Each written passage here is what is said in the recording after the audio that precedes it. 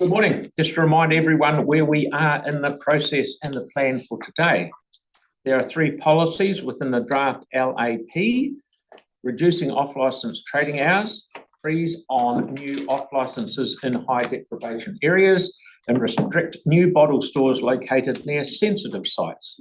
Last time we had consensus for policy 1, reducing off-licence trading hours, and we adjourned to allow time for members to send through any amendments they might have for policies 2 and 3. So they're the only 2 we're talking about today. There's not many amendments, so that's all cool. We have received staff advice on proposed amendments. We will go through these proposed amendments one by one, starting with policy 2. I'd like to now invite staff to the table and outline each proposed amendment and their staff advice. Just a question of staff, and you don't have to answer me straight away. If we really got our act together, we could adopt this today. You wouldn't lose any sleep?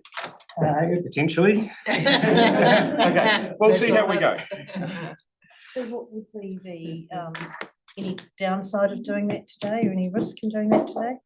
It probably just would be to the extent of which amendments are made. So if there are a lot of amendments or tricky ones, we would have to go away and think about them. Essentially, it would be an assurance task for us, so to make sure we've got the wording right, the maps right, all that sort of stuff. So we'll ask that question again at the end. Towards the end, yeah, we'll do it at the end, because we'll go through these, and there's not thinking. So okay, fire away. So I'll go through each of the proposed amendments and the staff advice. I'll just highlight the advice that you have received. So the first amendment is to do with policy 2 from Councillor Coker, which amendment is to amend the appendix relating to the which is relating to the freeze on the issue of new off licences from deprivation levels 8 to 10 and to 7 to 10. First of all, what the consultation told us on this policy as context was that 63% of submitters supported the policy, applying to areas 8 to 10. But there were a small number of submitters who did propose extending the coverage to 7 to 10, which did include the police and Health New Zealand. So 27 of the submitters provided some sort of feedback on policy 2, and a subset of those raised extending the policy to declaration to 7. I would also note that in our original engagement, we did some pre-consultation engagement in that survey, and originally we had deprivation levels 9 to 10. Following that engagement, we did extend it then at that stage to level 8 to 10. And our advice to date has been that 8 to 10 is sort of reasonably balances the highest deprivation targeting the highest deprivation areas, while providing a proportionate response to the different to managing all the different interests and impacts. So extending the definition to level 7 to 10 is possible should councillors choose to. We consider that this would be an acceptable and low risk to make this change at this stage, because we have previously consulted on the LAP policy that does target high deprivation areas, and from that consultation we know that the community there is community support for a policy that is targeting high deprivation areas. The impact of making this change is that it would cover more areas, obviously, so that means that the policy would be more restrictive on areas in Christchurch, where the city would be, where there'd be a freeze on the off licences that would apply. The only other the other point to make is that also within, just to note, that within the levels, SA2 levels 8 to 10, which we're basing the policy on, that there are some mesh block level 7s within that. The SA2 levels are a higher or less zoomed in sort of area, and so within that it's averaged out. So there are some level 7s within that level 8 area as well. Yeah, and that is staff advice on that first amendment. To the second, which is also an amendment from Councillor Coker. So this amendment is states amending the policy from an applicant can apply for an exemption to this policy provision if they can show that in their application that their primary purpose of their business is not the sale and supply of alcohol. The amendment would be an applicant which would exclude supermarkets and grocery stores can apply for a policy, apply for an exemption to this policy if they can show that their business is not, the primary purpose of the business is not the sale and supply of alcohol. So in the draft policy as it is currently, a supermarket, for example, could apply for an exemption to the policy by showing the DLC that selling alcohol is not the primary purpose. The rationale, as a reminder of why we put this in the policy initially, was to allow for businesses to continue to enter into and invest in areas of high deprivation where they might sell alcohol as part of their wider business, but selling alcohol is not their primary purpose. And so a freeze may deter some businesses from opening new premises in high deprivation areas. And this was something we heard in our stakeholder consultation from the supermarkets, that the ability to get an alcohol license may impact their decision to enter into a market. And 63% of submitters in the consultation supported the policy as was consulted on. I would also note that in our pre-consultation engagement, we did ask about supermarkets as well. And the response to that was 40% of survey respondents wanted a freeze on supermarkets to apply in this policy. And some noted that they consider supermarkets to have that wider amenity to communities. There were, again, a relatively small number of submitters who opposed the exemption. Again, 27 of the submitters provide mixed feedback on the exemptions to do with this policy. And the most common feedback from this group was around opposing the primary purpose exemption, feeling that it did undermine the intent of the policy. So the proposed amendment, if it was to go ahead, would mean new supermarket and grocery stores would not be able to sell alcohol in high deprivation areas. And that means that the policy would probably more apply to smaller shops, such as gift shops, florists, and that sort of thing. Sorry, just explain it to me again. If the supermarket is in a high, if it's existing, it's no problem. A new one, if it goes in a high deprivation area, it won't be able to sell alcohol full stop. If you remove the exemption, yeah. So currently there is an exemption. Yep. So a new one could move into a high deprivation area and apply to sell alcohol. Yeah. So, but what Melanie's proposing is, if you're a new one in a high deprivation, yeah, none. Have I got that right? Okay. Yeah. Yeah. Thank you for answering that. It's small gift shops and stuff. Yep. Sorry, I shouldn't have butted in. Carry on. You know, would you want to do some questions now? Well, we might be able to cut some of them off at the pass now. So we've got Tim, then Vic, then Mark, then Tyler. There'll be other ones, I'm sure. Oh, yeah, no, sure. I guess, really good information you've given on the first question.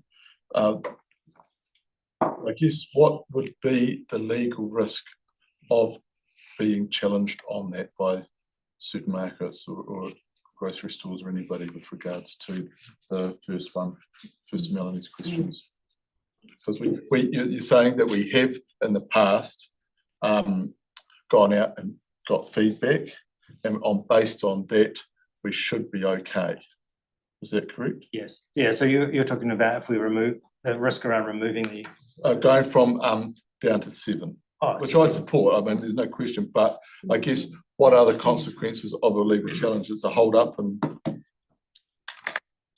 See, it's low risk. Yeah, I realise that. But what would be the time frame of holding it up and all that kind of thing? The time frame I can only give you an estimate. Yeah. That'll be a matter of months. Yeah. Yeah. If it's done by judicial review, then they're normally given. And you also said that some of those deprivation area 7s are caught up with 8 and 10 because they kind of get overlapped or whatever. The second question, supermarkets and grocery stores go for exemptions. Has there been historically any other type of outlet that has gone or would go for this, do you think? would we allow, so that's just supermarkets and grocery stores, but the wording is primary purpose, so that could actually be anything, couldn't it? Yeah, so as the wording currently states, it's the primary purpose it could capture any business where they sell alcohol, but it's not the primary purpose. So the ones that, I guess the big ones that come to mind are those supermarkets and grocery stores, but it could be, for example, say like a gift shop or a florist or another sort of business that maybe they sell some wine or some champagne or something like that. Vape shop. I'm not sure if they. Okay. Yeah, I'm not aware of any, but yeah. Okay. It's possible in the future. I mean, I'm just, okay, thank you. Thank you. Mine was more a follow-up on Phil's one. It's just about understanding the unintended consequences of the second one of Melanie's. Isn't part of the equation with the alcohol license, if they can't sell alcohol, then it changes the whole cost benefit analysis of whether they're going to invest in that area or not. That is what they've told us essentially, yeah. They plan, from what we've heard from in the consultations, that they obviously plan supermarkets well in advance. And the one of the things that would take into consideration, is whether or not they can sell alcohol and what that means for their business. Yeah.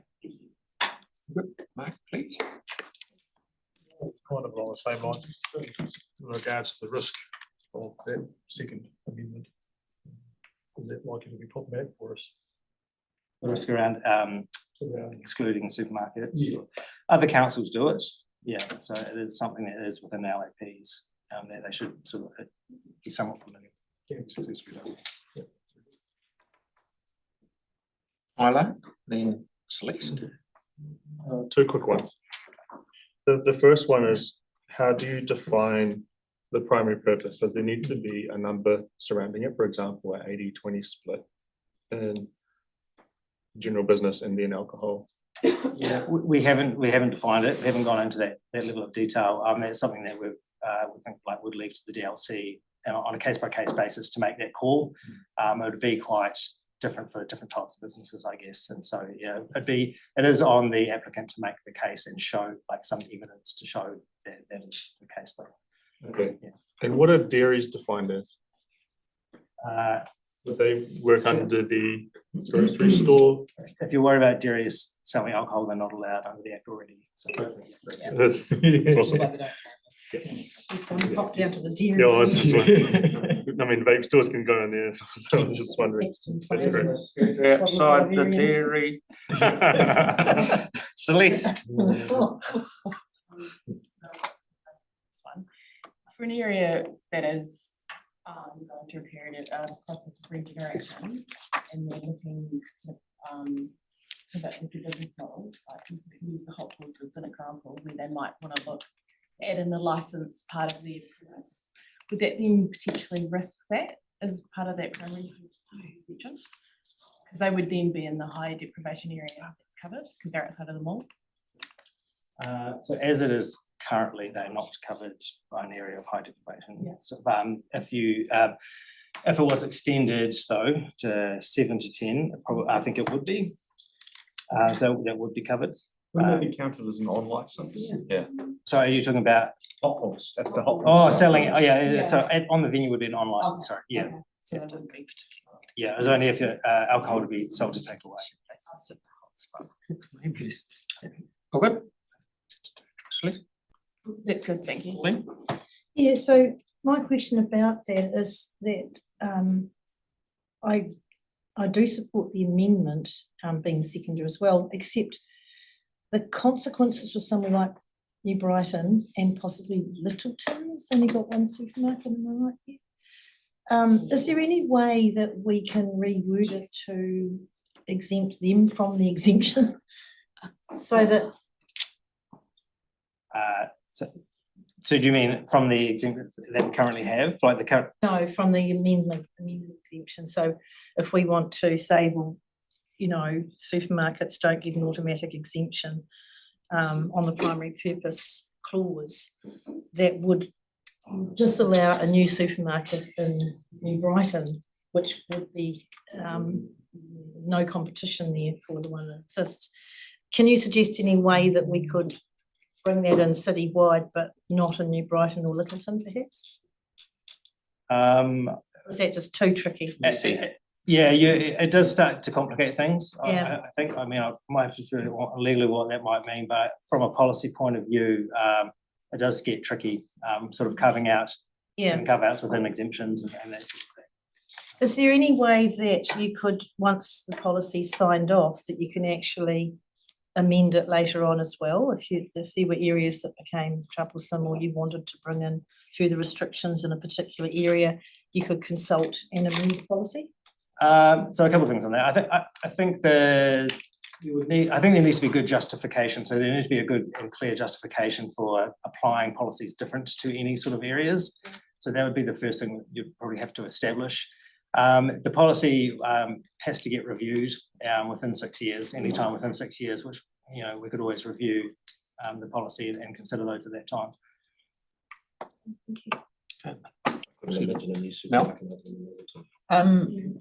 Mine's sort of along similar lines to say, if a supermarket was to close completely in an area, low deprivation, and then another one come in, I guess ideally, if this was, it probably won't go through, but if it was to go through, ideally I would like sort of a cap.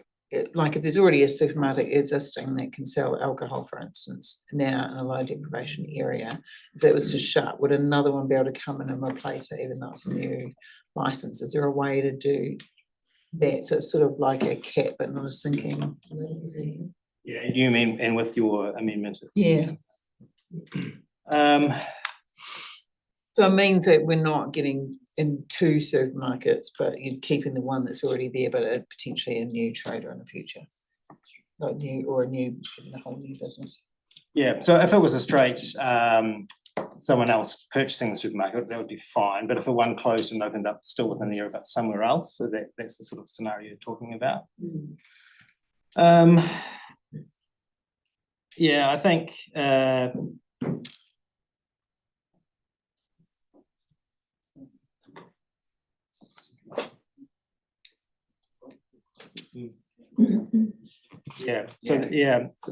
So as the policy is, so under your exemption, yeah, it'd be done on a case-by-case basis. So I don't think we would want to put into the policy a specific sort of cap as another level of something that might complicate it. But would the DLC have any discretion then if there was now no supermarket near Brighton and a new one wanted to come in? There wouldn't be an ability for them to have a discretion about that? Yes, so the DLC can always use their discretion on any application. Right. Yeah, so that if someone did want to open a supermarket and in an area that didn't have one and made a really good case for that, that is something that the DLC could consider in their. So they could override our policy, you're saying? Yes. It's a policy, it's not a firm. So let's give this. It's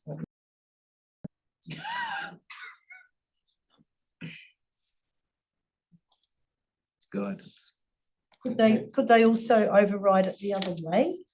So if we didn't pass this amendment and another supermarket wanted to open up selling alcohol in a low deprivation area, they could prevent that by not granting a license? Potentially. Potentially, okay. Yeah, I mean, the DLC, the LEP is there as a tool for the DLC to use, which sets the policy direction. And so there is an expectation that they would consider in any application. Yeah. But one of the things, one of the things here, we're trying to make it as give the DLC as clearer tools as we can, so that they don't get bound up in, having to look at something. If we say, oh, this is a wee bit hard, we'll just give it to them to sort out. If we make the decision, bang, that's it. It's clear for them. Yeah, so one of the benefits of an LEP generally is that it gives the rules for the DLC to follow. And so, yeah, they have to sort of, they can point to something to make those sorts of decisions. Okay. So the DLC, I know they currently seem to be giving a reasonable amount of weight to community input if they object. Is there a noting clause that we could put in to support that?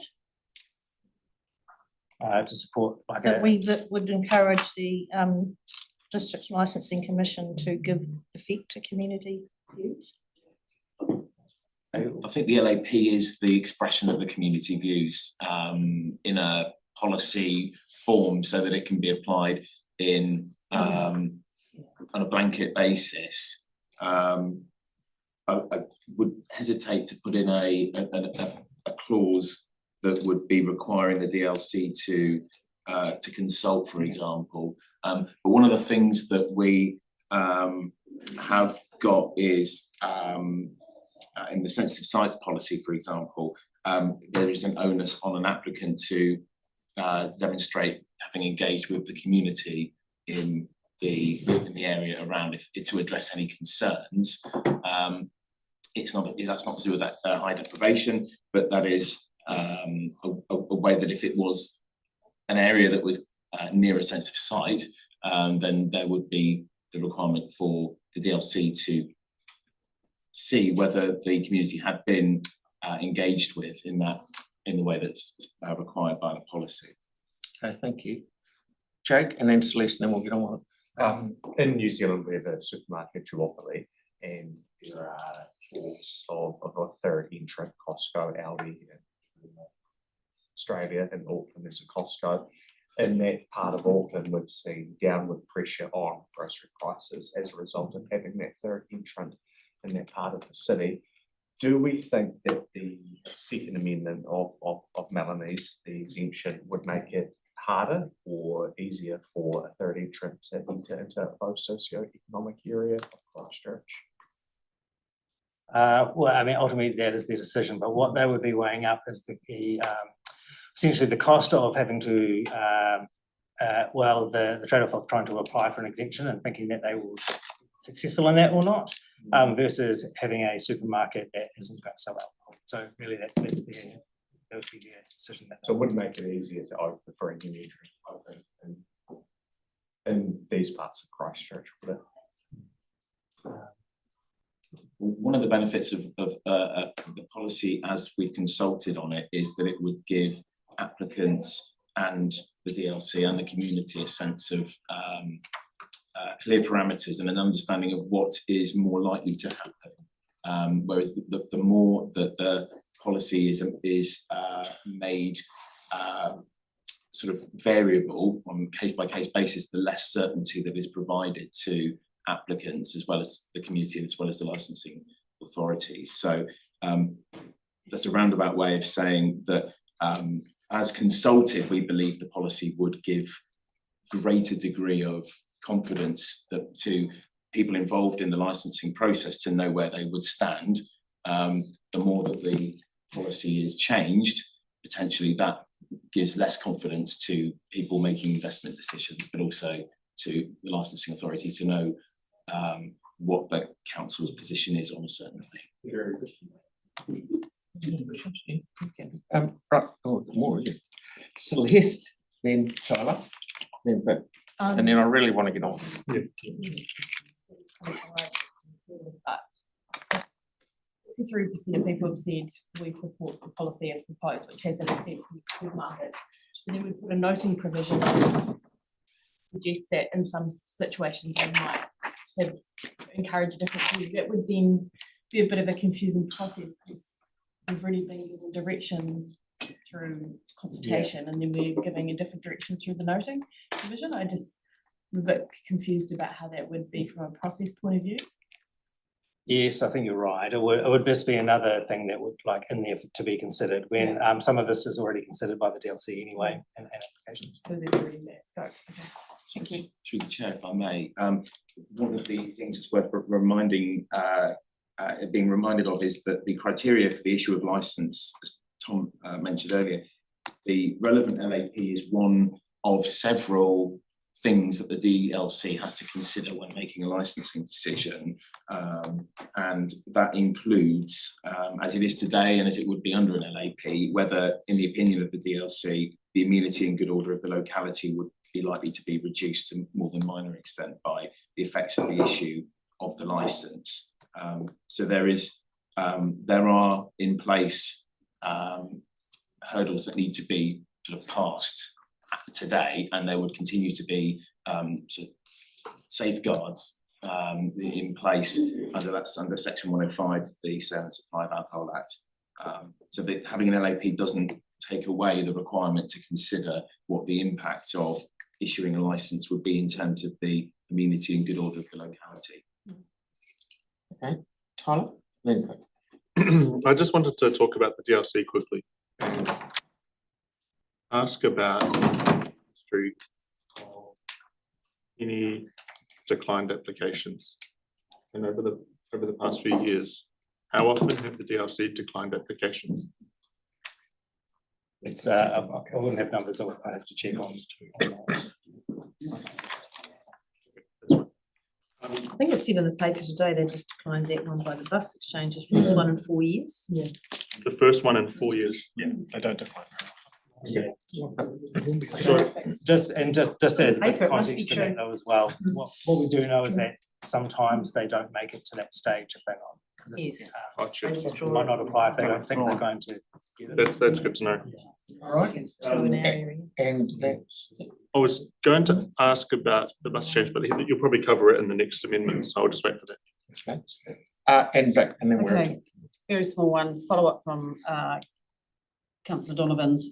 On if we reduced or increased the deprivation to 7 to 10 instead of 8 to 10, how does that impact New Brighton, please? So New Brighton would be kept, so currently it's the parts of New Brighton are captured, but the part that are near the beach and near the mall is not captured under the current settings. If it changes to 7, it would be. Yeah. Thanks. okay. So just one real quick one from me. If correct me if I'm wrong, if we're not careful, if we pass number 2 on here, the second one, Melanie's second one, there is an outside chance that there will never be a supermarket built in a low deprivation area again, because part of their business case is they do make some money out of selling alcohol.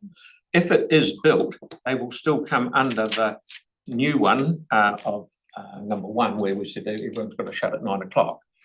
They'll still be under those laws. Yeah, that policy will still apply to them. So any supermarkets, Yep. whether they're existing or new. Yep, will close at yep. 9. So that's cool. But if we put this on them to say you're not allowed to sell alcohol at all, some areas of low deprivation, which could be crying out for a subdivision, for a supermarket, may not get one because it won't reach they won't be bothered. Potentially, that is the risk. Okay, righto. And just to clarify, the supermarket doesn't have to shut at 9, just got to stop selling alcohol at 9. Just to clarify. Okay, so moving on, this amendment only, it has a seconder. Is that you, Pauline? Okay. Now we will have a debate on this amendment only. Oh, Go through the rest. No. That's what, this debate on this amendment only. Do one at a time. Get them out of the way. Yeah, I think staff are going to cover all the amendments first and then we get into that. Yeah. yep. Okay. Yeah, that's not where I've got it here anyway. All right. So because the next one, Councillor Moore is not here, his amendment won't be on the table. Okay. So we'll go to the next one. Andreas, We just get some information about it though. Just if you could just talk us through that a little bit though. Yeah, so we don't want to limit the ability for another supermarket in the Hallsville area, for example. Yeah, so I'm happy to explain Okay. that one. Explain away. So currently, with the deprivation levels and mapping that we've got, there's a piece of land in Hallsville where the let's say the line of that level of deprivation cuts through the piece of land that 2 supermarkets are going to in the future be located on. It may be that one of those supermarkets gets caught within and one of those supermarkets doesn't. That is, I think, the rationale behind Councillor Moore's amendment or suggested amendment. Our advice is essentially that if there is one that is caught within the deprivation level area, there is the exemption in place for them to be able to apply because it won't be exemption, as their primary purpose won't be the sale and supply of alcohol, to then be able to supply alcohol. So there would be no difference between the supermarket's ability, if that was to take place, of selling alcohol in Horsley. So his amendment's not required. But it might be if we passed the no exemption thing. Yeah, that's right. Yeah. If there was no exemption, then Obviously. you'd let competition and stuff in that area. Yes, yes, but also noting that the DLC can always choose in the circumstances to, discretion on those applications, but that would. But if there's no exemption, they can't have discretion, is that right? Well, technically they can always have discretion over any licensing application decision. So the LAP, what the LAP does, essentially put the policy in place for them to guide their decisions, but they might see in exceptional circumstances to do something else if that seems the right call to them to make at the time. Interesting. So is that enough discussion on that one? Okay, you want to move on to the next one? So the next amendment to be discussed is to do with policy 3. So this is to do with the sensitive sites policy. So this is the policy that bottle stores can't open up within certain distances of sensitive sites. So sensitive sites currently are primary and secondary schools and addiction and rehabilitation facilities. The amendment is from Councillor Hunt, who asked that the bus interchange, the Riccarton Bus Lounge, the City Mission and the Christchurch Youth Hub be added as sensitive sites. So our advice on this one, again, just for context to note the support from the community, either 63 to 64% of the community on the various different settings supported the settings as we consulted on them. But the council can choose to extend the definition of sensitive sites to other types of facilities. But there are some risks associated with expanding the definition of sensitive sites to facilities that we didn't consult on or that weren't raised in response to the consultation on the policy. So specifically about the locations that have been raised in this amendment, we consider that the bus interchange is a site that could be added to the list of sensitive sites should councillors wish to. As there is some justification for adding it. It was raised by the police and a small number of other submitters in the consultation process. We know that there are some public safety and disorder issues associated with that site, and also it does have a sort of a specific and unique function in the city that is open for a long time and does have a high daily footfall, serving a broad demographic of people, including young people as well. Just to note on the bus interchange one though, currently for policy 3, there is an exclusion for the city centre zone, and that is the zone, that smaller zone within, that starts at sort of Victoria Street, down Oxford Terrace, around sort of the cathedral and bus interchange. That site under the current draft policy, that area is excluded from the policy. So if councillors wanted to add the bus interchange into the policy, we would recommend taking out that exclusion for the city centre zone. For the city mission, that one is actually already captured within the policy. And so, yeah, that has a 100-metre radius around it in the as it currently stands. So we wouldn't need to add that one. And then in regards to the Riccarton Bus Lounge and the Christchurch Youth Hub, adding these as sensitive sites, as they weren't consulted on and faced by any submitters in the consultation, this would have risk around adding them into the review. So our recommendation is not to add those two. So it's you're happy with the interchange? The city mission's already there, and the other two not a good walk. That's right. Okay, so we got. Have you finished on that one? Yes. Yeah. Tyler, then Vic, then Pauline. Thanks for that, guys. It's great advice. You did say in the earlier workshops and meetings that we had that we could broaden the restrictions or sensitive sites to add to that in a more broader language. So, for example, if we were to say extend the sensitive site restrictions to include major public transport hubs, would that encompass something that's broad enough to be able to understand? So you're looking at Eastgate, the button to change in. It's possible. So the way that we have looked at sensitive sites usually is to do it sort of by a category rather than a site. So, you know, to say secondary schools rather than Catchmere High School or Project Force High School, something like that. So we prefer to use categories. I think there is probably a slight catch with that one, or something we'd have to look into, is how we would have to really think about how we define something like that. Because would we include every sort of stop outside every mall in the city in that, or would it only be one or two? That's something we'd probably have to go and think about. Which can't be done today, obviously. No. Not today. Okay. And I wanted to ask about the CCZ. And so, just for public's knowledge, the CCZ, as you said, excludes those provisions that we put in the rest of the suburban areas. And is the argument from some submitters saying that if we did include those restrictions with those liquor stores off licenses within the central city, it would actually decrease the vibrancy of the city? Was that one of the arguments that was said? Of the CCZ, yeah. Well, originally we had the CCZ area in there when staff originally proposed having taverns and nightclubs as part of the policy as well. And so the CCZ exclusion, so as you know, councillors decided to make it only apply to bottle stores. And so the CCZ exclusion zone, I guess you could say, less intended, but we kept it anyway and consulted on it. So the idea is that, if you have the CCZ exclusion in place, what that means is that if there is a site within that area, a bottle store can open up near it. If you take the CCZ exclusion out of the policy and just have it apply like it does everywhere else, that means the policy would apply, and so a bottle store would not be able to open up near something that is a sensitive site.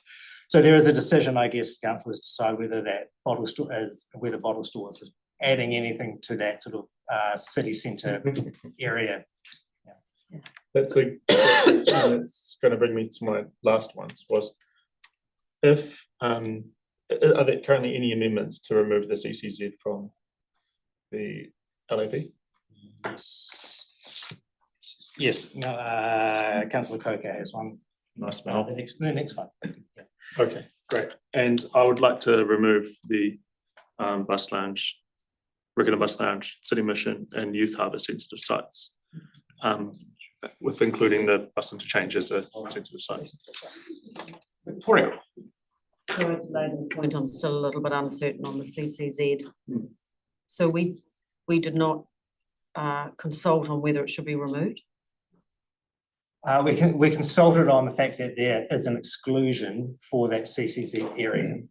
So there is you're still within scope to make a decision about whether that area should be excluded or not. Do the police have a view? What's the police's view on that particular issue? The police's view is to remove the exclusion. That's why I proposed it, because of police. The reason that we originally put the exclusion in was because at the very start of the process, we were looking at both bottle stores and on licenses, and people didn't want no new on licenses and bars and things in Central City. But because we're not doing those anymore, we're just doing bottle stores, it doesn't really have a particular impact. It stops people reloading outside bars and things. Can I come back then to that part of the other part of that question around does this make it easier for the licensing committee with or without the CCZ? Easier might not be the right word. Yeah. So maybe how does removing the CCZ impact the powers and functions and the discretion of the district licensing committee? Yeah, I wouldn't necessarily make it any easier or not easier. It just changes how they would apply. So it would clarify things for them in terms that there is a policy in place, but whether they apply the CCZ or not wouldn't be necessarily any easier or not. Just make it easier for them to know what the policy is. If I may, the CCZ is, as the name suggests, within the central city. There are sensitive site distance settings for the central city that are different to those in the rest of the district and also in Banks Peninsula. And we would consider that if the CCZ exclusion was taken away, then the default would be for the central city distances to apply as it would if you took a step out of the CCZ. If you take the CCZ off the table, then it is as though you're in any part of the central city. So what that means is that we've applied a 50 metre within the 4 Avs, we've applied a 50 metre distance for the sensitive sites provision. So we would assume, I guess unless you tell us otherwise, we would assume that we would, from the bus interchange, if we take out the CCZ, we would apply the same 50 metre radius around that one. Point? Yeah, thank you. Just a process question. So if we were to pass the amended amendment around the bus exchange, and your suggestion is if that was to pass, that the central city zone exclusion also be removed, which is the following amendment. Could we roll those both into one? Because they do follow, don't they? Yes, they are linked. We can't really do. You mean the amendment both? The amendment. Yeah. Yes. And what we'll do, we'll finish doing this is good. Then we'll have 10 minutes and there'll be a bit of massaging here and there. So could we get staff to work on the melding the two together, and you be the mover and the seconder? Yeah. That might Well, two into one. yep. Yes, in that 10-minute break, we'll Yeah. work on that. Okay. Yeah, okay, Thank you. good question. Oh, Celeste, thank you. no, one of the few. Celeste.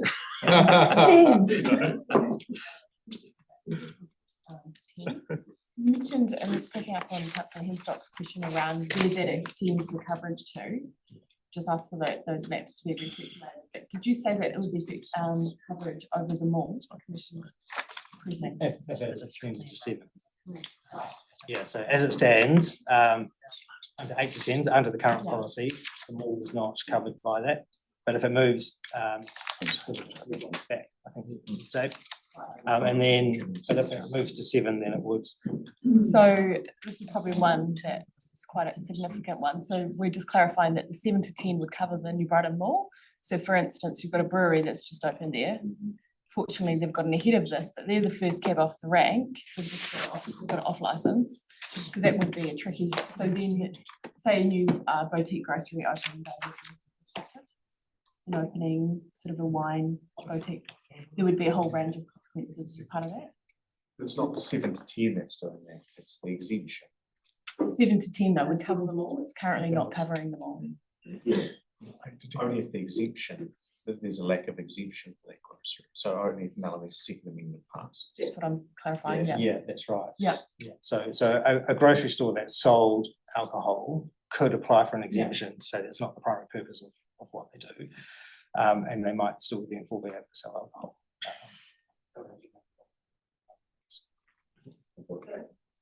Yeah, the brewery couldn't because it's their primary purpose. Yeah, alcohol's your primary purpose, isn't it?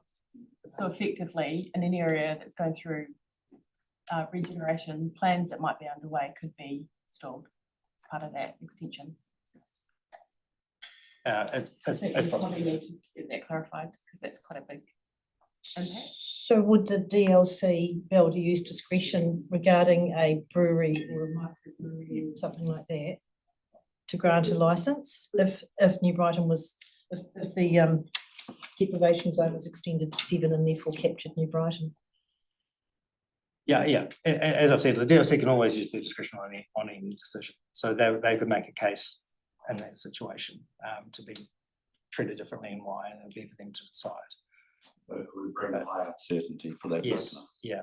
And if the board's made a submission specifically stating they don't want the area within the mall to be captured as part of this policy, and then we put through a policy that's against, I have some real concerns about that. There is an on license though. Yeah, but some of them will have off licenses. So you're saying that it would potentially have an impact? I think we need to just get some clarity around that. We're during the break perhaps. Thank you. Mel? No, it's good. Okay. Right, so with what we've just discussed with the brilliant idea that Pauline came up with, does that mean that the next one we'll have a yarn about that and maybe we'll make them together, but do we move on to the last one, or do you want to generally keep talking about it? Yeah, probably don't need to cover the next, the central city zone, I think we've covered that one. And then the final amendment is to add the University of Canterbury as a sensitive site. So we know that this is the only organisation in the consultation that asked to be added as a sensitive site. And the short story is that we do think this is possible and that we can do it. That it was raised throughout in the consultation, and they did put forward some evidence to sort of back up their case. They're in an area where other similar sort of settings apply, so it wouldn't. So that yeah, essentially the other thing to note is that when we're talking about the University of Canterbury, we're talking about the Ireland and Dovedale campus parts of the university and not any other branches, just to be clear. Does that need to be spelled out on the? We'll put that in the policy, yeah. Yeah, we'll define that in the definition So section. they asked. Yeah, that's the advice. Right. Is there any questions of that? Just on going back to New Brighton. So I know you're saying if we start carve outs, it's tricky, but could we carve out New Brighton From from the Deprivation areas. deprivation number? The more. We went to 7 or New Brighton more. Sorry. area. Well, I think we'd be reluctant to, only because we need a really clear rule that applies across to everyone. So one of the things, we might have mentioned this before, is that when we draw lines, people always want us to draw those lines elsewhere, and it becomes really hard so it's really important that we have quite a clear rule and a principle that sits behind it, and when we start chipping away at that, it does open us up for other people to say, I think this area, I think that, draw the line somewhere Okay, else. so that's basically, so my question is to Mel as the mover, would you consider changing that from deprivation 7 to a 250 metre buffer zone? That would help New Brighton? I would have to look at the maps on that one. Still white. Yeah, it's close. So would you want to get advice on that? We've got those maps, don't we? Yeah, we could. But they, So not the 500 metre, just bring it down to But the 250? principle comes back to the supermarket primary purpose is to sell food, not alcohol, so therefore they would be. No, but she's talking about bottle stores in New Brighton. as, in A a, range of unintended consequences in an area like New Brighton, Because if we move the deprivation area to 7, New Brighton's captured. If it stays at 8, it's not, and then it allows more. from. So Leicester's wanting development Within in the New range Brighton. from 7 to 10. So You've got private investors coming into the mall, just changing the goalpost for the last minute and something we haven't. So I just thought So you're that wanting bottle using the stores. buffer It's zone not just might bottle stores, overcome it could that have- problem, because we can't. So Okay. should we get Policy advice on draft that? Yeah, we can in the 10 minutes, yeah. So we've still got 3 questions, got Jake. So if the exemption remains, but not for sell booze if it's not their primary purpose, in the eventuality that the 7 to 10 passes, how would, in that specific example, a brew bar that's primary purpose is a on license, it maybe sells a few. We're not just talking about brew bars, though, we're talking about a range of. But I just want to use the brew bars as a specific example, because at the moment, this only limits botlos, and it's bottle stores essentially, right? So in the instance where you have a brew bar that's an on license primarily, that is a small off license business selling a flag and a beer on the side or whatever, would that be captured or would that be exempt because it's not a primary purpose? So selling alcohol is their primary purpose, but not off license. Yeah, how would it be? Because it will also be supply. It's not going to encourage people to do that, that's the thing, because they have to rely on getting a exemption from. Yeah, but the exemption's there easy, as opposed to taking away the exemption. Yeah. It's quite a high risk proposition in an area that's going through a period of regeneration. 8 to 10 is clear. 7 to 10 is extending into an area that we haven't consulted on or doesn't support. But it's only bottle stores. It is only bottle stores. Breweries would have to get an exemption.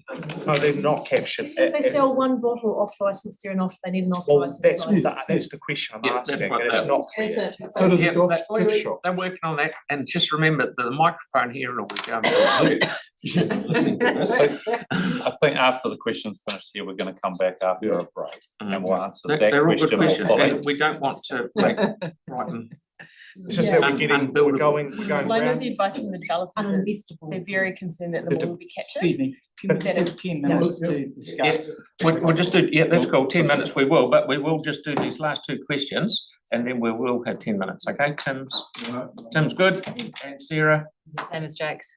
Yep. Okay. Sorry, so with the. We're worried about nothing. Is it, sorry, is it possible to look at a buffer zone that doesn't, around the 8 to 10 doesn't include like a distance for a buffer zone that doesn't include New Brighton Mall, like 100 metres or something? Yeah, so the advice I've just I don't know where received the is that boundary a is. 250 buffer just misses the mall. I see. So Right, so it's no, possible, but then, yes, I would also then, we have the advice on that, on adding a buffer zone or not as well. That you. Okay, so we'll have 10 minutes, which will bound to be 15. Yeah, So 15 might be better. okay, 15, so we're, yeah, we'll go. Thank you very much.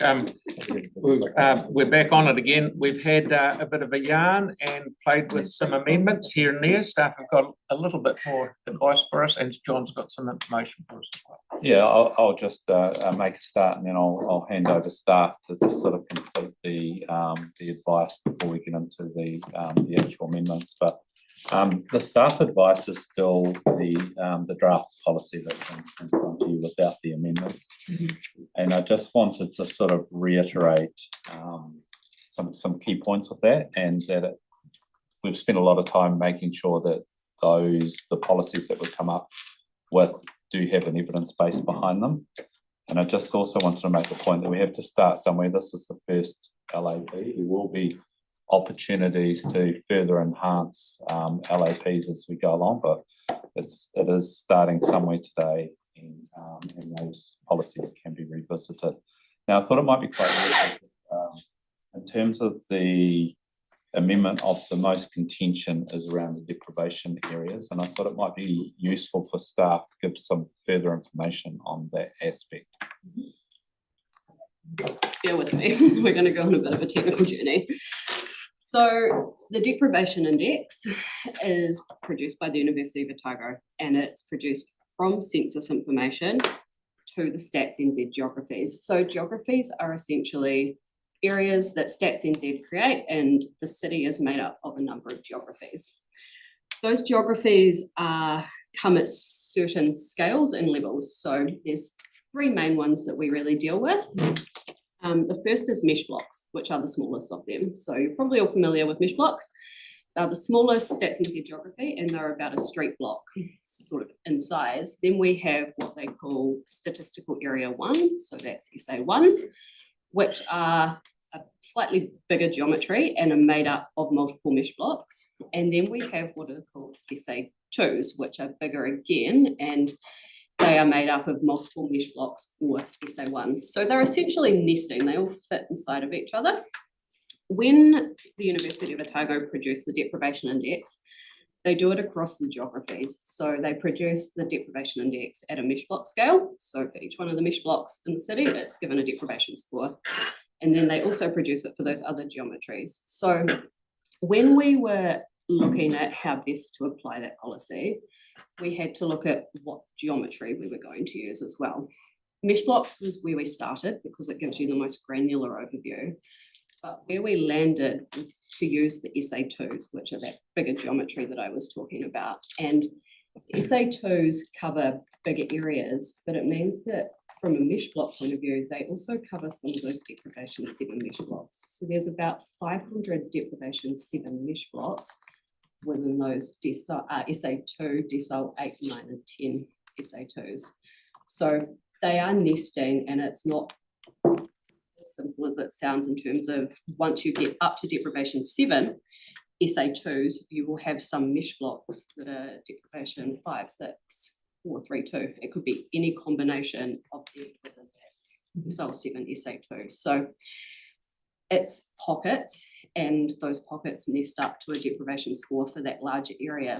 But with what you've got in the current draft policy, a lot of those decile 7 mesh blocks are actually covered already.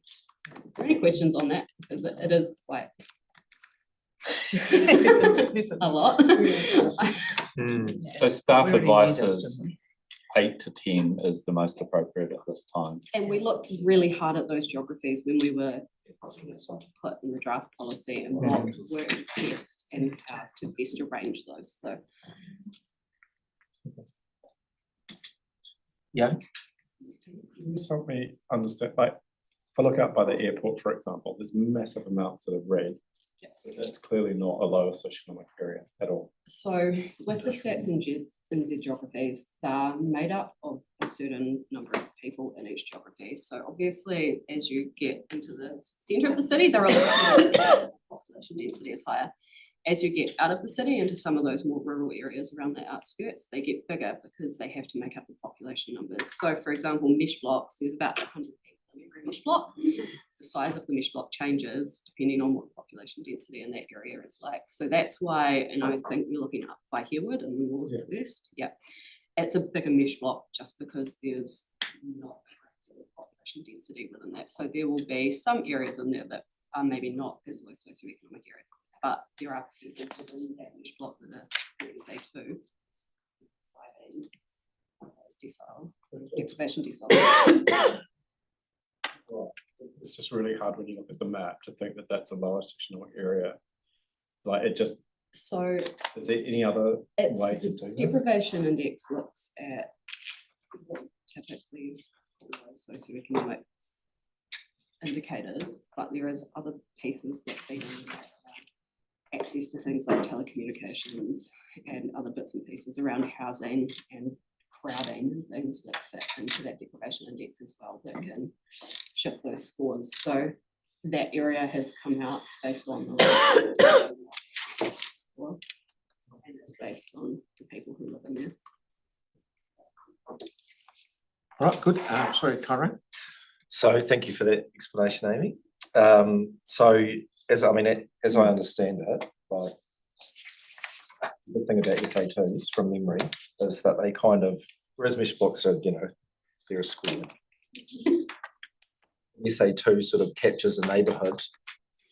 Yep. So it's kind of better, more adept at catching the vibe of the area really in a way, right? Like it's much more like this is a sort of like a contiguous neighbourhood rather than this is a square on it. Would be fair to say?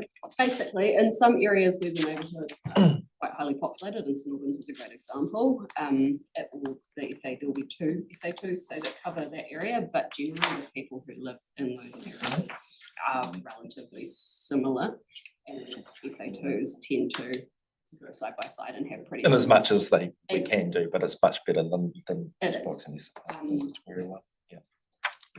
Which is why it makes more sense to use it for something like this, the mesh blocks, which are tiny and no one really understands how they get drawn. Okay. Right. Just before we get into that, I understand Councillor Moore's on Zoom now. Do we want to cover that amendment proposed by him now? I think we have to if we're going to talk about democracy. Yes. So I might just ask staff to just cover that again, just for the benefit now that Councillor Moore has joined us. Sure, yep, happy to do that. So this amendment talks about the deprivation level heading into North Horsehall. And so there's a piece of land in North Horsehall that is going to in the future have 2 supermarkets in it, where we have drawn our lines using levels 8 to 10. The boundary of that area cuts through that one piece of land.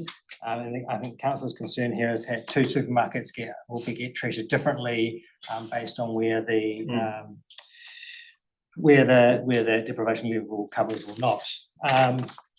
Some advice on this is that we have exemptions in the policy. One of the reasons we have exemptions in the policy is to capture some of these unintended consequences of the policy. The policy can't be perfect.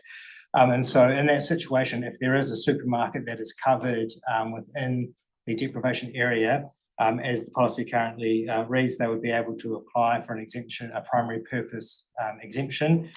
The primary purpose is not the sale and supply of alcohol. If they wanted to then be able to sell alcohol. So both supermarkets would therefore on the same piece of land, if that happened, would be in the same situation and both would be able to sell alcohol. So that covers the concern, more or less.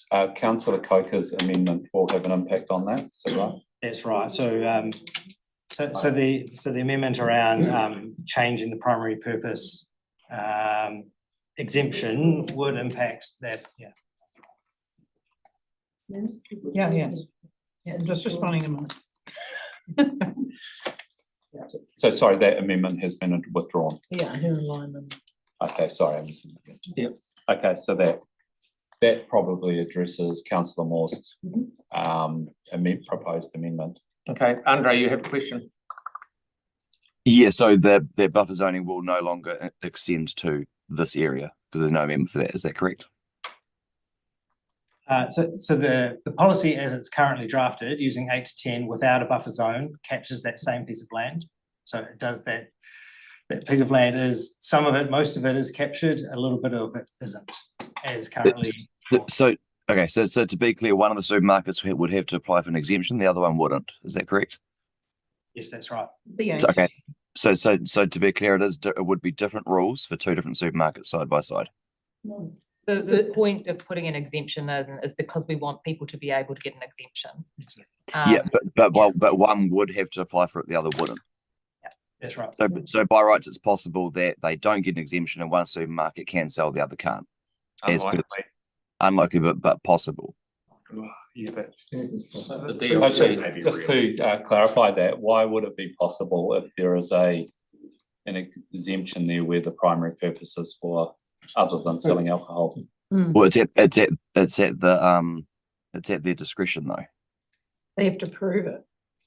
The supermarket has to prove that selling food is its primary purpose. I think you're worrying unnecessarily. Yeah. Yeah. Well, yeah, there shouldn't be any issue with the amendment, regardless then, but cool, thank you. Sure. No, done. Right. I think we're nearly ready to get another question.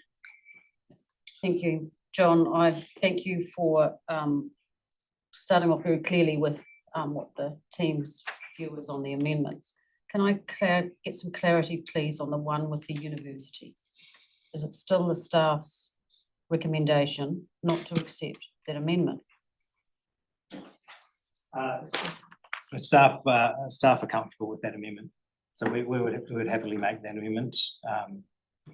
As I said, for the reasons that the University of Canterbury asked for it in the consultation to be added, and they also provided evidence about why it should be added.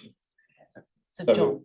So we weren't putting it forward as a recommendation. It's not our recommendation, but we've assessed that proposed amendment and we are comfortable with that amendment. Okay, so for the avoidance of doubt, is that the only amendment that you are comfortable with as staff, please? I think we're also comfortable with the bus exchange as well. Is that right? Yes. And the associated, if you want to, the CCZ. Oh yeah, the removal of the CCC. Because it's fair to say, guys, this is almost back down. It's not. It's a line in the sand. We haven't got an LAP at the moment. We haven't had one. There's no rule book to say this is how we should build it. We've done it. If we do this, hopefully we will. We can go on in the future and have some evidence-based stuff behind it. At the moment, I wouldn't say we're guessing because you're not getting to the job, but we'll have evidence to build it up and tweak it one way or another and as time goes by. Is that correct? Thank you. Right. So Tracy's, is Councillor Moore comfortable that we remove his amendment there? Has he got a seconder? It's not detailed enough for us to be able to. Not hearing that he has removed his amendment. Right, you're on board with this, Andre? Well, I still wish to put it forward, but if there's no seconder, then there's no seconder. Okay, fair enough. That's cool. Right, Mel? Oh, I know. With the sensitive sites, Tyler and I have combined them together into one amendment because it makes sense because they're two sensitive sites. And my question is, does anyone want those separated into A and B? Bus exchange and UC. Like, throw them separate. I guess that's an option for people, is it? That's three. It just made sense because they're both sensitive sites to put them into So one. can I check, please? It might make sense to you, but I want to understand whether it makes sense to the policy team, please. It's just because there's a list of bullet points of sensitive sites, and I've just asked, can we add University of Canterbury as a bullet point and bus exchange as another? Okay. So I think we're there. Okay, so what we'll do, thank you for the advice. Now we'll now move to the proposed amendments, which have changed up and down all over the place. We'll run through these by policy, starting with the first. I've just got 2 points, but they're probably changed. Councillor Coker's one, which we'll see on the screen. We'll get John to explain that one, so we're all on the right track. We'll start. It's called. I just ask one further question before we go into that, Phil. Well, I'll second it then. I'll wait till I hear from you and then I'll ask. Andres. No, this one. You just said it's. Oh, no, this one's seconded. It's all about Andres. So John, what have we got here? Okay, so this has been amended while we were in the other room, but amended one relating, so it's essentially freezing the issue of new off licenses in deprivation areas 7 to 10, this amendment. Yeah, after all the discussion with everyone, I've gone back to the original. So 8 to 10 is proposed in the policy. This amendment seeking to take that 7 to 10. Yes, we discussed having a buffer, but staff advice around a buffer is that we'd have to come back another day. I'm not going to. It's that simple. So Mike, I have a question on that one. Yeah. So staff will not need more time for the 7 to 10. No, we have the maps already prepared. Thank you. So, sorry, that's back. And Tyler? Just to be clear, in the last meeting that we had, we said that we were going to send a letter to the government in regards to the remote sales. Is that going to be happening? Yes. Not in this process, that way. Yes, there's a proposed resolution drafted. We don't, that's one thing, and that's a government thing. Yeah. And we've got to push that because Yeah, it's great. the only way to change. Okay, so what we got here, if we vote for this, it will be 7 to 10.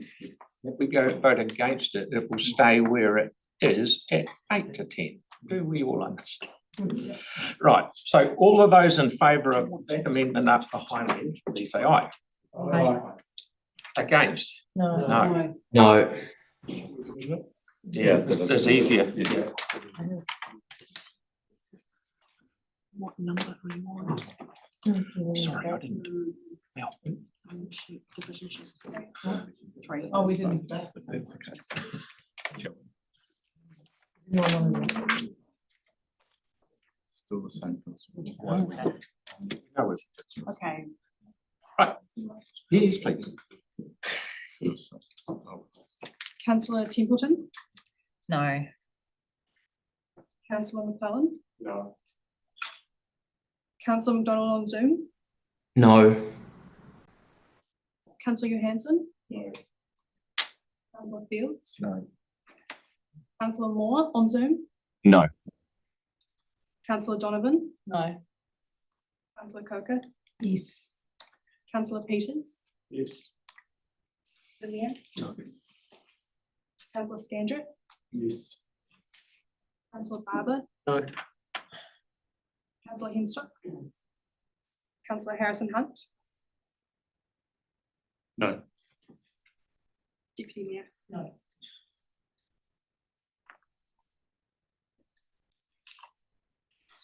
So that's lost. Yeah, it's a question. So that motion is lost, so it will not be included. So we now move to Councillor Moore's one. Or did we call it? I haven't drawn it, have we got a seconder? Oh, no, we didn't have a seconder. That's been gone because it hasn't got a seconder. Okay, so we'll now move on to.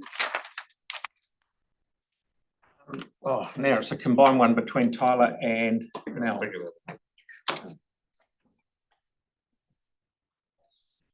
Explanation to everyone. So actually, we had to have 3A if we approve 3B, so they probably should have been the other way around, but doesn't matter. Yeah, but so if you're going to vote for 3B, you need to vote for 3A.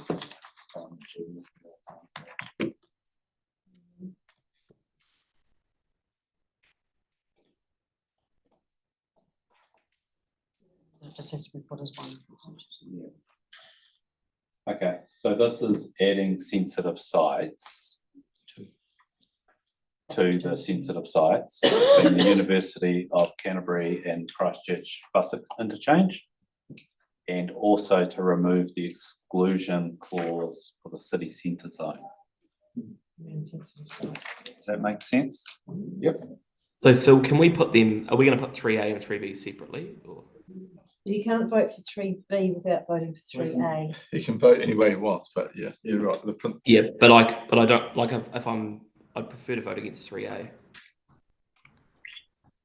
Okay, we can vote separately. Can we do that? If that's the case, you could technically still vote for the University of Canterbury, but not the bus interchange. Yeah. Yeah, that's the one I'm comfortable with. Yeah. Councillor McDonald. UC. He's comfortable with UC. Well, we So could we have could a split 3B and 3C. 3C. Yeah. Can we do that as well? That way, sorry. Yeah, that'd be awesome. Yeah, thanks. We'll just get that updated and. So we'll put them all together and he can vote against the 3C. Yes.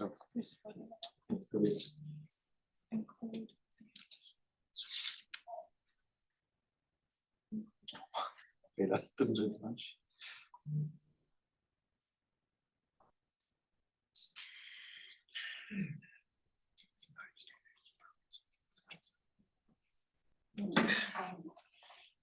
Just be 2 minutes.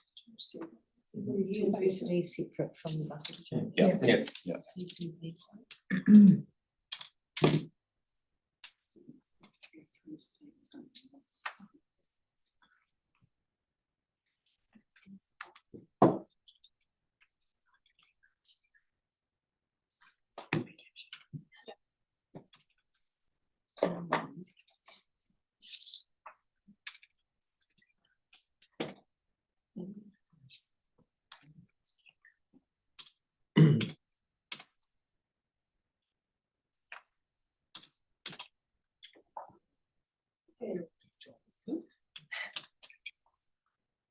Okay. Well, we'll do some debate on this one if anyone wants to. Don't have to. We've talked it to death. Righto. So do I want to put those as the whole lot? No, we've done that before. It's going to be separate because Everyone is separate. Yeah, just A, B, and C. 1, 2, 3. Let's just do it. Right, I'll put number 3A first. All of those in favour of 3A? Aye. Aye. Against? No. That's carried. Same. Okay, that's carried. 3B. All those in favour of 3B? Aye. Against? Carried. 3, sorry, I'm going to. Sorry.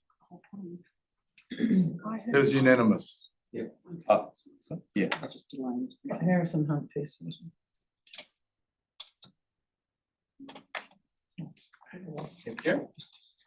Right, 3C. All of those in favour of 3C?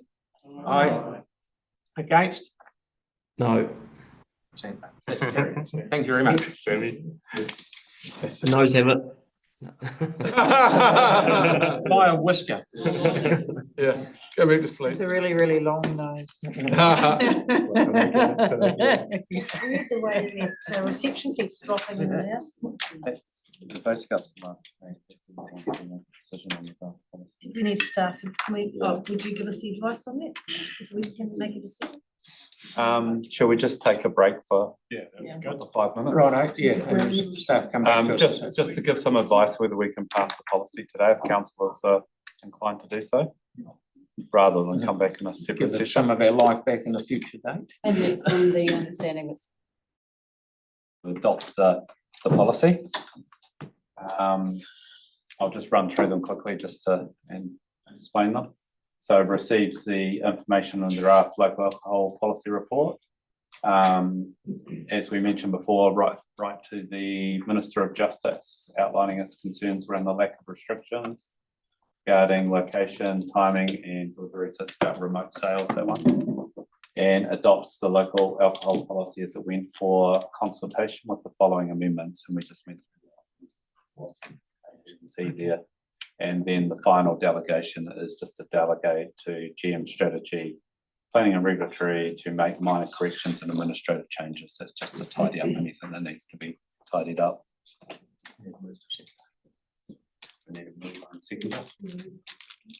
We're putting them all together. Yes. I'm happy to second. Oh, you don't, yeah. We've got plenty of people on the second, just pick one. I'll move.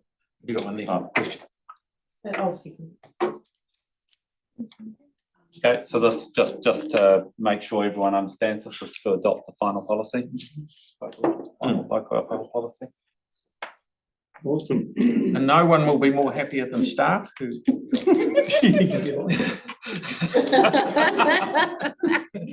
Okay, but we should have comments or debate if people want to.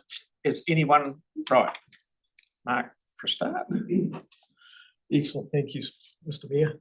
I think landing this LAP today is a huge step forward for Christchurch. Having seen us try many years ago to bring in an LAP to help set the rules to protect our communities. This is long overdue, and thanks to the previous government for moving the goalposts a wee bit to allow this to progress. Yeah, note that down. Give credit where credit's due, and also thanks to the Supreme Court for its judgment that has also enabled this. I think this is a momentous day for Christchurch, getting our goalposts lined up to give the best protections we can. This will be a huge step forward.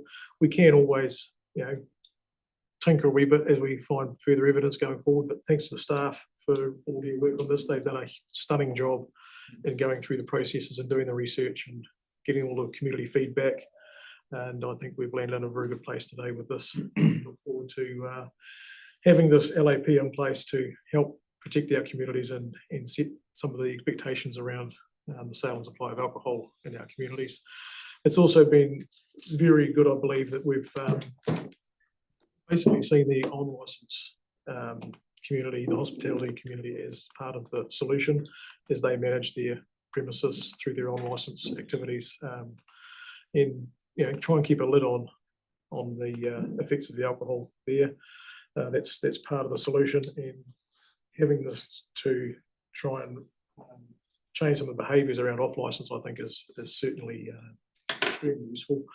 I did note with interest that one of my local off-licences closed their doors at 9 o'clock last night, so they're obviously, by and large, a lot of off-licences are doing this already, so I suspect you're not going to find this as any sort of huge impediment on their business. So hopefully we can get our communities in a better space in regards to sale and supply of alcohol through this, and may lessen some of the burden on the communities to be objecting on an ongoing basis, because it is pretty tiresome when you're objecting to an off licence. Experience, I can tell you that. So having these protections in place will be a great thing for our communities. So thank you, staff, and thank you, everyone. Second up, that's good. Righto, I wasn't going to debate, but I think it's probably, I just wanted to say that some of my colleagues will know this and some people will be surprised, but I actually began this process in favour of like complete liberalisation of alcohol, based on my experiences overseas.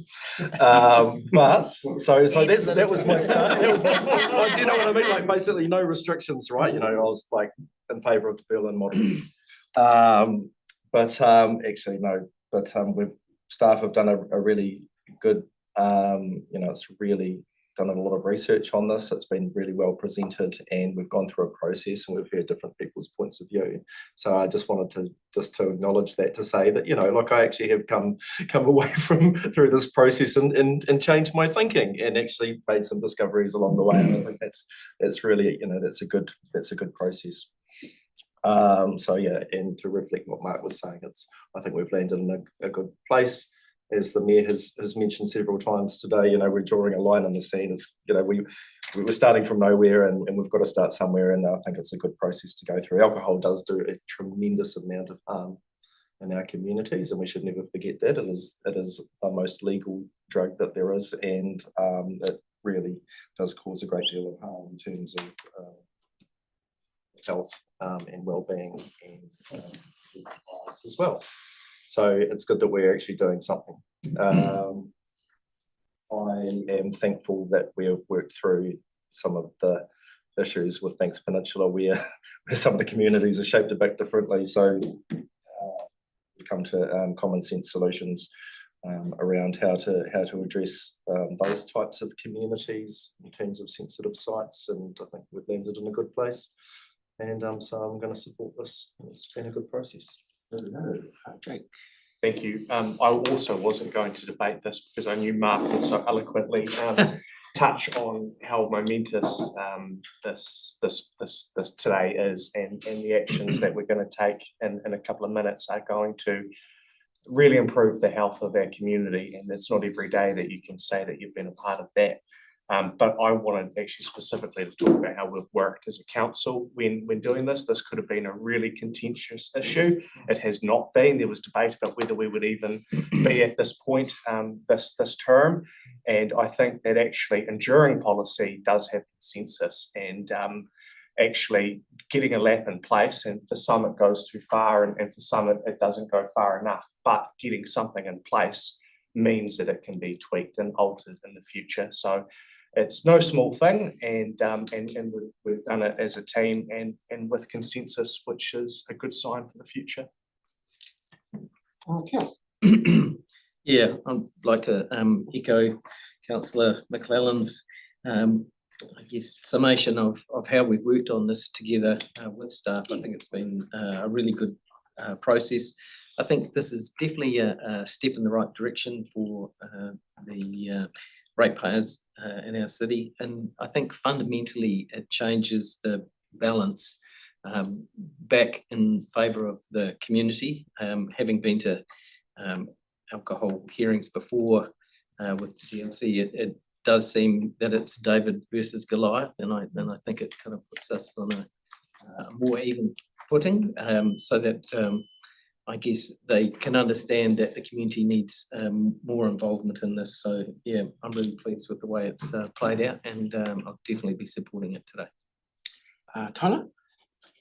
Yeah, Mr. Mayor. I was actually had a contrasting view to Councillor Fields, where I also have not only lived the experience of alcohol harm through my younger years and also seen it firsthand. I also acknowledge that there are some places which we come to a rebalancing and a rebalancing of the status quo, and it's been quite imbalanced for the last decade at least. And in my day, and I'm still part of the younger generation, we actually had a culture that was surrounded around alcohol, sport, socializing, and all of those other things associated to it, which actually comes at a cost. And from an economic standpoint, alcohol harm actually costs the taxpayer billions of dollars a year, not just through ACC, through property damage, through vandalism, through many other means. But in a more positive note, I wanted to acknowledge those submitters who came in and opened themselves up and opened their eyes. I also wanted to thank those off-licence holders who came in and worked so collaboratively with us and talked about the truth that goes on in their business. And I really changed my perspective when they actually came in. So I wanted to acknowledge them too. Lastly, I wanted to talk about the process. Now, it's probably the second biggest one behind Plan Change 14 that I've been involved with, where I completely trusted it. And staff, I wanted to acknowledge you because you helped me trust in the process and feel like we're being listened to, catered to, and acknowledged. Things like this that Jake was talking about that could be quite contentious, I think it was beautifully balanced. And I wanted to acknowledge all of the staff that were involved in this today. And that's all I've got to say. In regards to my colleagues, I think we've done a great step ahead, moved forward really well, and we work together really well. So, kia ora. Oh, no. Councillor Harrison Hunt's just actually said what I was going to say, lovely, so I won't talk for long, but I think the process has been great, particularly around that pre-engagement that staff conducted, because when we started this, there was a lot of fear that it was going to be like a real clamp down and maybe close Christchurch City down, and I think that pre-engagement really calmed the waters there, and actually encouraged a lot of people to step up and submit, and I want to thank all the submitters. It was a pretty intense day with it. We heard all those people come in recounting their stories, particularly around alcohol harm. It would have been nice to have heard some good fun stories about the fun people have had on alcohol, but it was actually totally the other way around. And very sobering, shall we say. And we began this process deliberately in mind with off licences. And I think that was our focus, and I think we've landed in a good place around that. And we do note that there will be a review in 6 years, so there is opportunity to see how this goes and it can be tweaked. And I agree with Councillor McClellan that the way that we've worked through this as a council has been really good. We've compromised and collaborated, and we've arrived at this policy today. So I think I'm really happy with it, and well done. Thank you, Pauline. Tim? Thank you. First of all, I want to thank staff. It is a historic moment, and this is really a good way forward, and it's a really firm way forward. Yes, we will adjust it, I'm sure, in the future, but it's a foundation which is absolutely crucial at the start. So thank you very much for that. When we started this journey, so many principles with regards to those who like a tipple being able to get a tipple, and those areas where perhaps it causes more harm than other areas, we need to protect those individuals. We've heard from the off-licence who came here. Without question, I believe that 99.9% of those operators in the off-licence, whether they are standalone off-licence or supermarkets, are absolutely responsible and do have the best in mind for their communities, without question. But when we talk about principles, I started this journey quite happy with 8 to 10, deprivation 8 area to 10, and I was quite happy with that. Then when deprivation area 7 was asked to be included by some, once I did my homework, I understood. We talked about buffer zones, etc. But the 7 to 10, I was totally behind it. But today, with the arguments of why not 7 and to stay with 8 to 10, has totally undermined my belief in the principles of some of this. I just really am disappointed today, and I will leave it at that, because we could have done so much more. But thank you. Thank you, Victoria. Thank you, Mayor Phil. I think most of it's been said by my colleagues, and I'm on the whole comfortable with where we have landed. We've had some really constructive questioning and exploration of the issues with multiple options and views expressed. But that said, the lawyer in me is always uncomfortable with drafting policy on the fly like today, because that goes against the principles of best practice policy making and good governance. I have the utmost respect for our staff, for our policy and our legal teams. Thank you for clearly confirming your advice on the amendments, John, when you were put under cross-examination as such. You've backed this up for the team with comments about evidence basis for the policy, and that we're starting with our first LAP, and there will be further opportunities to visit it later. So I really do appreciate your input. I acknowledge that alcohol harm is a really complex matter, and there's broader issues at play, such as addiction and mental health, the lack of support services. There's a whole heap of things in the mix there. And the alcohol policy won't solve the broader societal issues at play, but it's a really good start today. I'm also cautious about drafting policy for the lowest common denominator, because it has the potential to result in multiple unintended consequences. So I thank staff for talking us through the unintended consequences that I'm reasonably comfortable with where we landed in that regard. We're at a really critical time in our city with great momentum, and I think that we have struck a balance that we can all live with. So thank you very much. Andre? Thank you. Yeah, I support definitely most of this. Something I'm still not comfortable with is a 9 PM cutoff. I think it will come with some severe unintended consequences. We don't want to see supermarkets start closing earlier. We don't want new delivery services popping up overnight. I think something like a 10 PM would have been a more sensible compromise. and it's a significant enough part of the policy. It just doesn't make me so comfortable with the policy itself. But I hope I'm wrong. It doesn't come with those unintended consequences. Thank you. Thank you, mate. Celeste? I think most of what needs to be said has been said, but I just sort of want to acknowledge, as other people have done the work of staff, I think it's been a huge amount of work, and I think the explanation they've provided on our questions has been incredibly clear and concise, and I just want to sort of acknowledge how excellent they are at explaining things in such simple layperson's terms. So I want to acknowledge my colleagues. I think by and large it's been quite a positive process, and I feel like we've all pivoted and listened and learned along the way, and a lot of that's due to the deputations we've heard and the staff advice, and I think that's reflects a good process. And I just want to speak also to where we're heading as a city. I think we've landed on a good outcome because we've come up with a really pragmatic, sensible approach that doesn't go too far. I think we can build on this, and that's important, but there was a risk, as others have noticed, that if we do things on the fly there could be other unintended consequences. So I'm pretty happy with where things landed, and I also think going outside the scope of what people have given us feedback on is risky, and I would have been uncomfortable with us putting forward and approving amendments that we didn't hear back in community feedback. So I think we've come up with a good result today, and I think it's something that we can all be happy with. Thank you, Sam. Yeah, thank you. I was deeply sceptical of this at the very beginning and was someone that be no surprise that was pushing back on actually doing it before the election, but I'm quite comfortable with where we've got to. I think if you've got Hospitality New Zealand and the Bottle-O's basically in agreement in terms of the way forward on this stuff, then you've got effectively good policy buy-in from what are considered key stakeholders.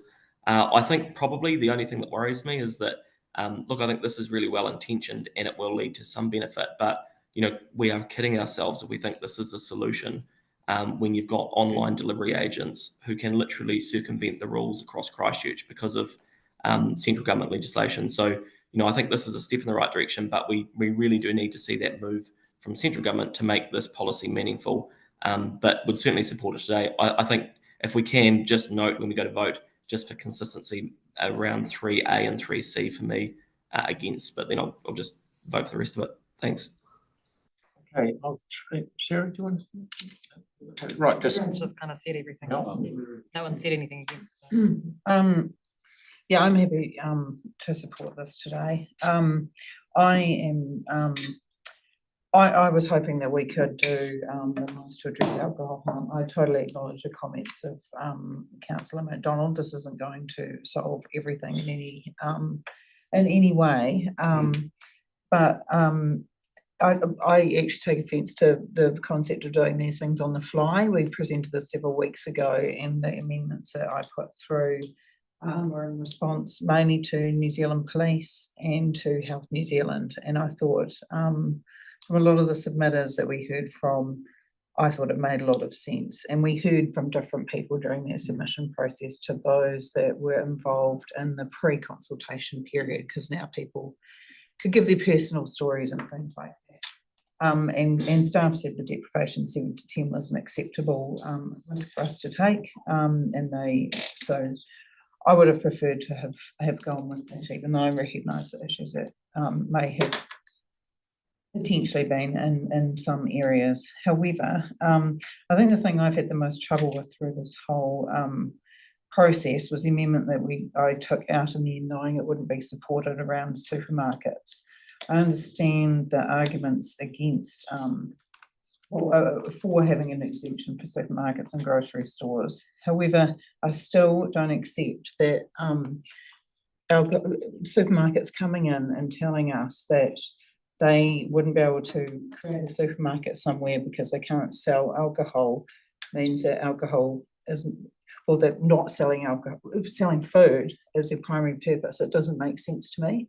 I think that alcohol is a huge amount of their profits. They sell cheap alcohol and they sell expensive food, and I think it's the cheapest source of alcohol you can get.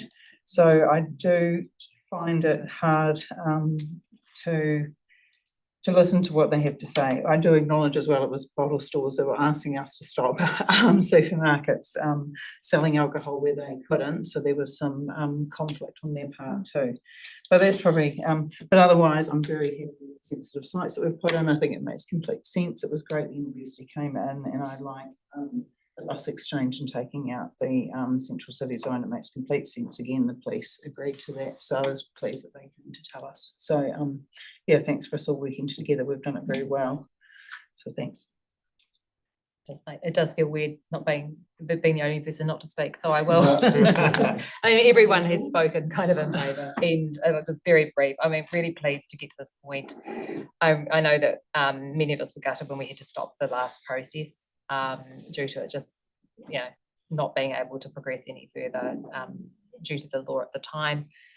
Really good to get to this stage. Agree with Councillor Coker on the comments around things being on the fly.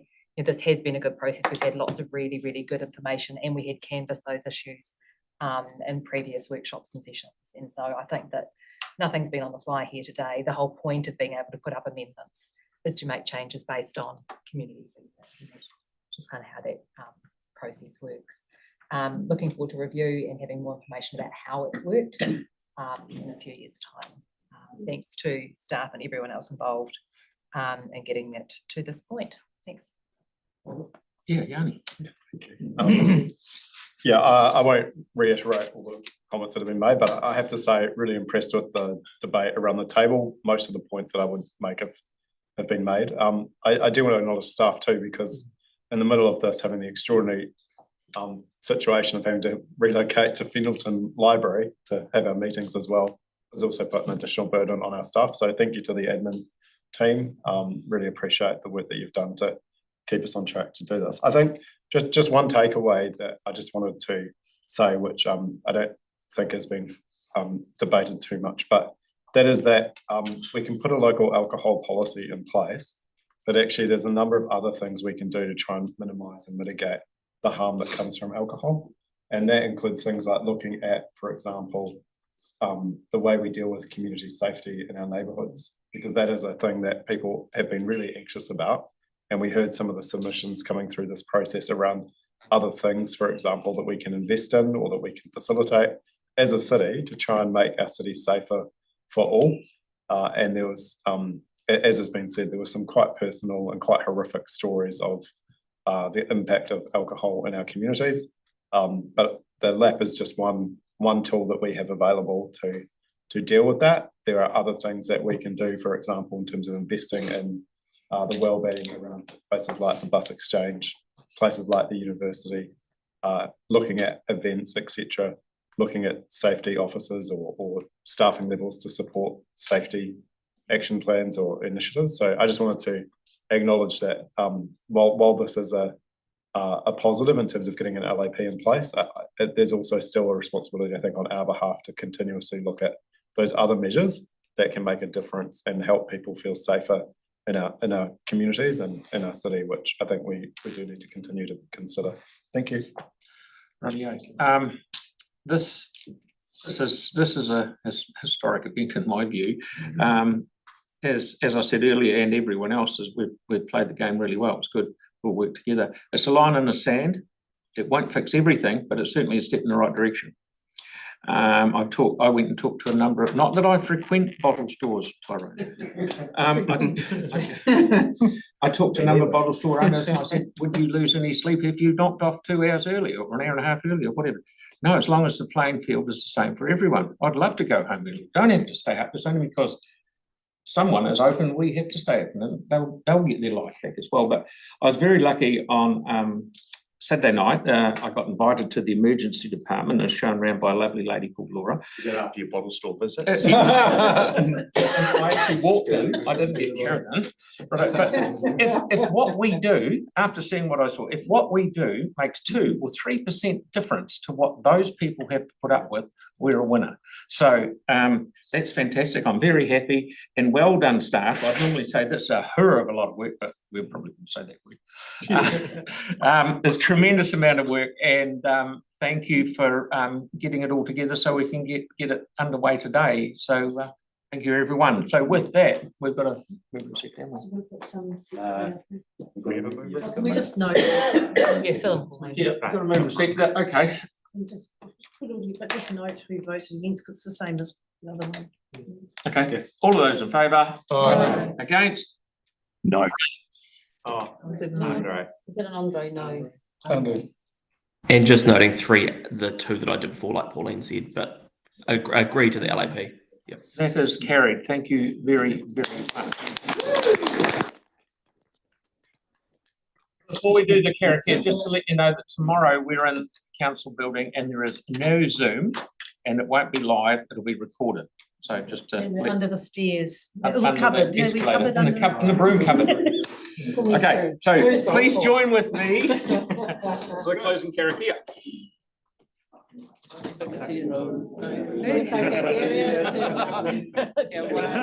Ai, Tiara. Kia tū ki whakataha ai.